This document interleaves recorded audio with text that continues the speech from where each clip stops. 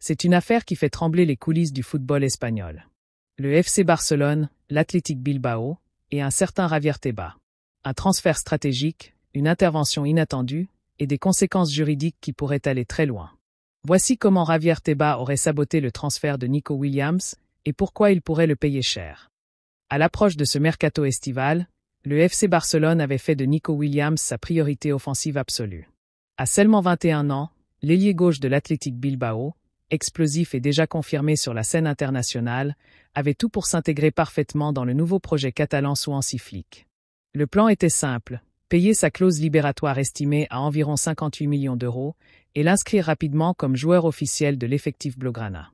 Mais un détail, qui semblait secondaire, a tout fait capoter: la capacité du Barça à inscrire Nico Williams auprès de la Liga.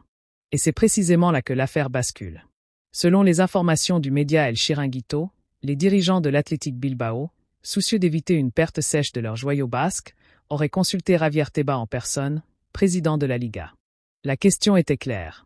Le Barça a-t-il vraiment les moyens de lever la clause de Nico? Et surtout, peut-il l'inscrire dès cet été? La réponse de Tebas, selon les fuites, a été tout aussi limpide. Non. Le club catalan ne peut pas l'inscrire à ce jour, faute de marge salariale suffisante. Une bombe. Car cette déclaration aurait été immédiatement transmise au clan de Nico Williams, qui, refroidi par cette incertitude administrative et probablement influencé par les déboires de Dani Olmo la saison passée, a décidé de prolonger son contrat avec Bilbao. Du côté du Barça, c'est l'explosion. Le président Joan Laporta, réputé pour son tempérament volcanique, n'a pas tardé à réagir. Il accuse Tebas d'avoir dévoilé des informations confidentielles sur la situation financière du club ou une donnée qui, selon la loi, ne devrait jamais être communiquée à une tierce partie sans autorisation.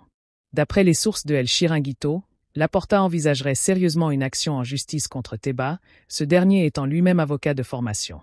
Une erreur de ce calibre, si elle est prouvée, pourrait coûter très cher au patron de la Liga. Et pour cause, cela constituerait une atteinte grave à la loyauté et à l'équité entre les clubs espagnols, l'un des principes fondateurs du championnat. Ce n'est pas la première fois que Javier Tebas est accusé de mettre des bâtons dans les roues du FC Barcelone.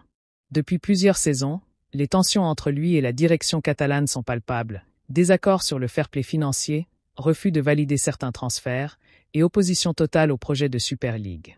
Le président de la Liga s'est souvent montré inflexible face aux grandes puissances du football espagnol, mais certains l'accusent d'entretenir une politique à deux vitesses, favorisant d'autres clubs au détriment du Barça.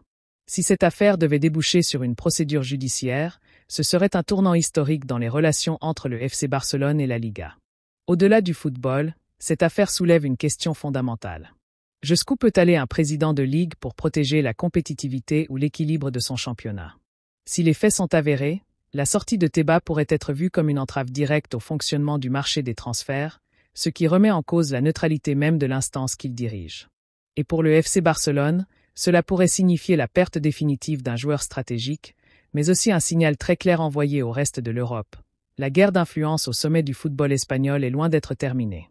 L'été du Barça devait être celui du renouveau. Il pourrait bien se transformer en champ de bataille juridique, politique et médiatique. Javier Tebas pensait-il bien faire? A-t-il voulu simplement répondre à une question posée? Ou a-t-il sciemment saboté le plan du FC Barcelone pour s'en débarrasser une fois de plus sur l'échiquier du pouvoir? L'enquête ne fait que commencer. Abonnez-vous pour ne rien manquer des coulisses du mercato, des conflits de pouvoir dans le football et des grandes enquêtes qui secouent le sport roi. C'était Planète Barça. À très vite pour un nouvel épisode brûlant.